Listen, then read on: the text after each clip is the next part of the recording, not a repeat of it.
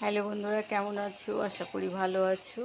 তা আমি ওটস করে ফেলছি চিড়ের পোলাওর মতো। দিয়ে দিয়েছিল কারি পাতা, সর্ষে ফোড়ন দিয়ে দিয়েছি, গাজর, বিনস, পটল সমস্ত কেটে আমি তেলের মধ্যে একটু নেড়ে নিচ্ছি। সেদ্ধ সেদ্ধ মতো হয়ে গেছে, একটু জল দিয়ে দিয়েছি। এবার আমি ওটসটাকে দিয়ে দেবো। ওটসটাকে দিয়ে এবার আমি জল ছিটা দিয়ে দিয়ে অল্প অল্প করে ঝরঝরে করে নেব। এরকম করে খেতে ওটসটা খুব ভালো হয়। তোমরা একবার খেয়ে দেখবে বন্ধুরা, খুব ভালো লাগবে। আর সুগারের পক্ষে খুবই ভালো। এরকম করে ওটসটা বানিয়ে তোমরা একবার খেয়ে দেখবে, একদম ঝরঝরে হবে। অল্প অল্প জল ছিটা মেরে, যে আমি বাটিতে জল দিয়ে নিয়েছি, জল ছিটা মেরে মেরে দিচ্ছি।